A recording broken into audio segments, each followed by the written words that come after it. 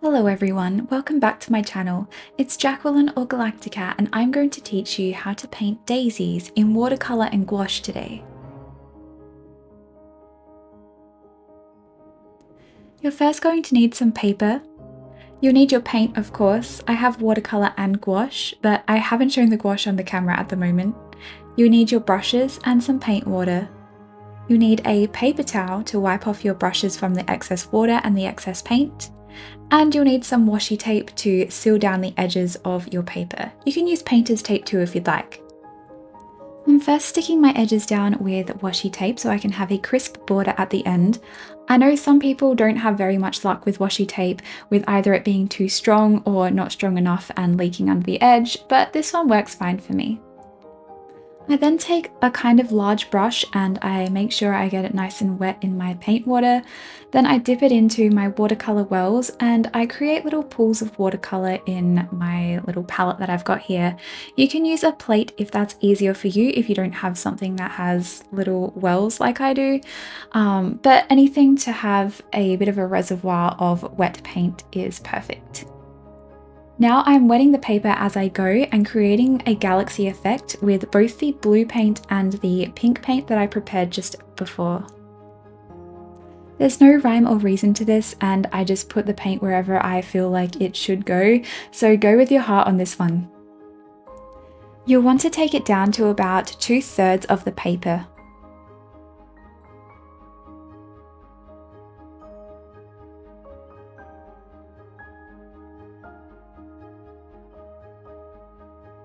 At this point, you can get a hairdryer to speed things along, or you can air dry if you wish. Now I'm mixing a bit of that pink and blue color that I had earlier, and I'm going to use that to create the very back grass blades, so a purpley shadowy color is what I'm aiming for here. Then I'm using quick brush strokes to create the blades of grass, and I'm doing that maybe halfway up my page, a little bit overlapping the galaxy that we just made.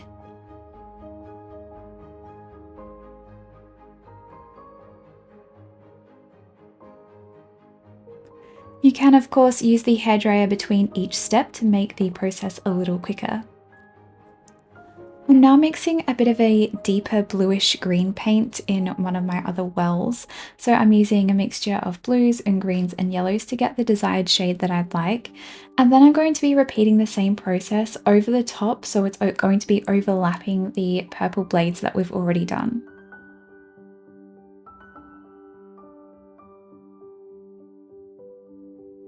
Then we're going to start dragging it down to the negative space that we've left, and you're probably going to want to switch to a bigger brush, which I do kind of halfway through this process here, because I don't know why, I just kind of kept with the small brush for way too long.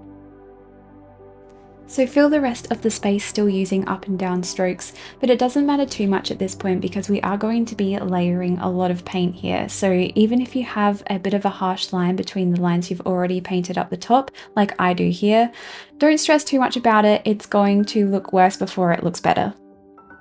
I did go ahead and dry it in between these steps, and I'm now mixing a darker green so I can start layering the darker shades of grass blades over the top. Hey, that rhymed.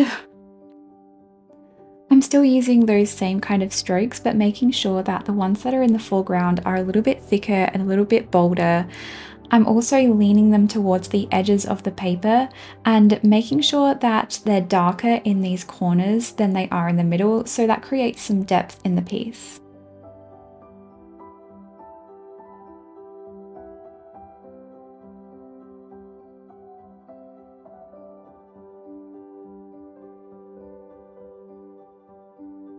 Remember to dry your piece between each layer that you do. I'm going in with my third layer now and using a darker shade of green to create more depth and dimension in my piece. And then I go in and add a little bit of yellow to that green paint so it can create kind of a highlight color, just again adding a bit more depth and dimension into that base color of watercolor.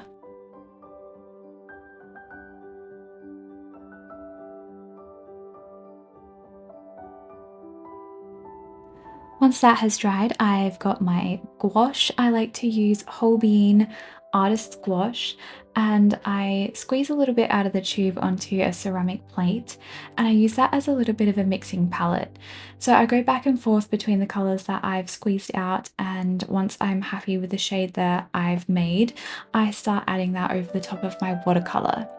I will be going back and forth, adding colors, mixing colors on my little plate palette here, and just going until I feel like I can stop, which sometimes is really hard for me to recognize. So you might be done way before I am, but I'm just using several different colors to create depth here. Once I'm satisfied, I grab a pencil and I start mapping out where I'd like my daisies. Make sure to not really have any rhyme or reason to this and just put them wherever your heart desires. Then I go into my white gouache and using those circles as a guideline. They're not really circles, they're more ovals because some of them I want to be a little bit flat. If they're facing a little bit more towards the sky, it's going to be more like a squashed oval type of shape. And filling those in, making sure to come to the center with petals. So to use this technique, you flatten out your brush at the tip and then make sure you lift it ever so slightly so the tip of the brush creates more of a point at the end of the petal. I hope I explained that okay, but I do have a tutorial on how to make flowers in watercolor. If you wanted to check that out, I can put it in the little caption-y thing overlay.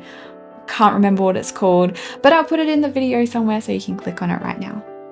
The video is in watercolor, but it is using the very same technique that I'm using on screen right now, so it's going to work perfectly fine if you'd like to translate it over to this video too.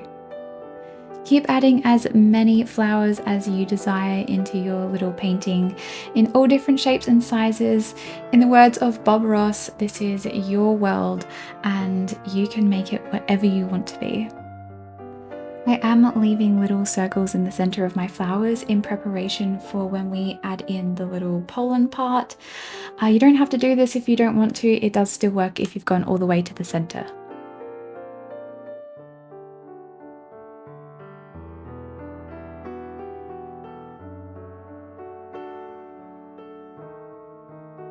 Now that we've finished adding in a whole bunch of flowers, let's add in our little bee beds. That's what I'm going to call them, bee beds. So I've mixed up some yellow and some white. Usually yellow gouache can be quite transparent, so adding it with white will make sure it's a little bit more opaque. And I go ahead and I pop in the centers of each of those flowers with just a plain color of yellow all the way through.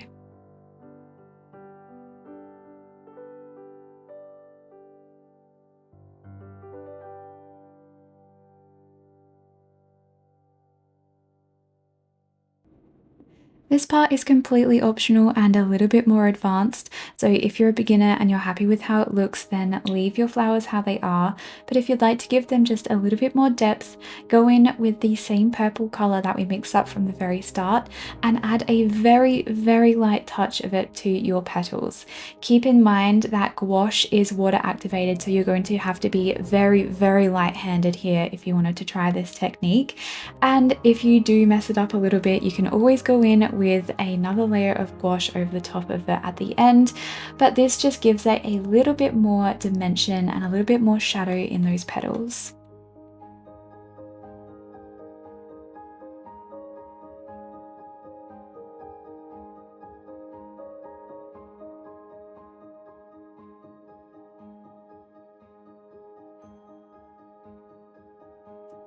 If you did try out that technique, then your bee beds should be nice and dry and ready for the next layer.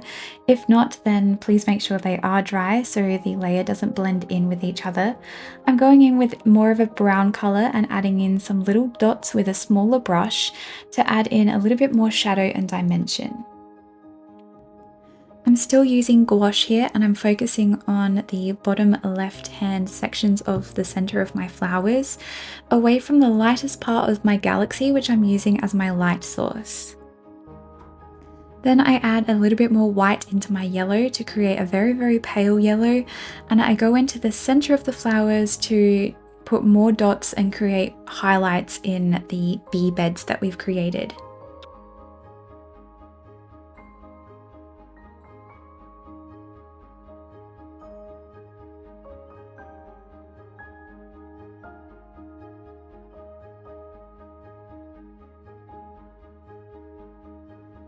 The very last detail in our little bee beds that we've made is adding a very, very pale purple.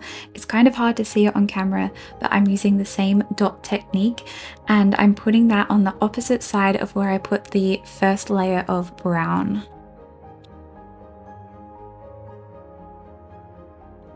I'm now going in with a almost white color, maybe mixed with a slight amount of purple, and adding some highlights on the edges of the blades of grass that are maybe sticking out the top, maybe coming up towards the flowers, just adding a little bit more dimension where I feel like it might need it. Again, this probably might be overkill to the average person, but I can sometimes get a little bit carried away with details and I don't know when to stop. So if you're like me, then continue to do this step.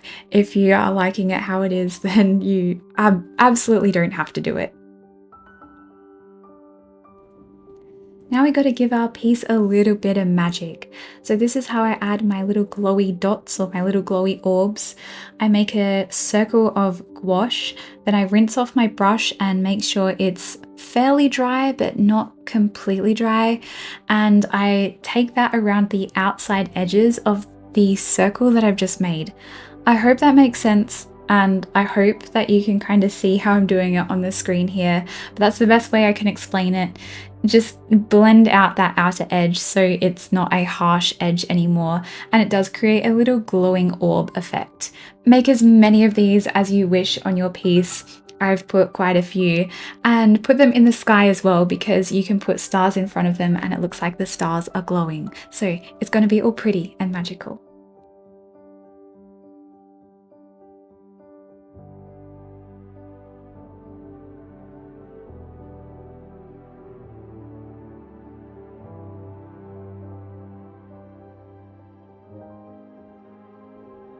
Then you can go ahead and add little dots to the centers of your orbs.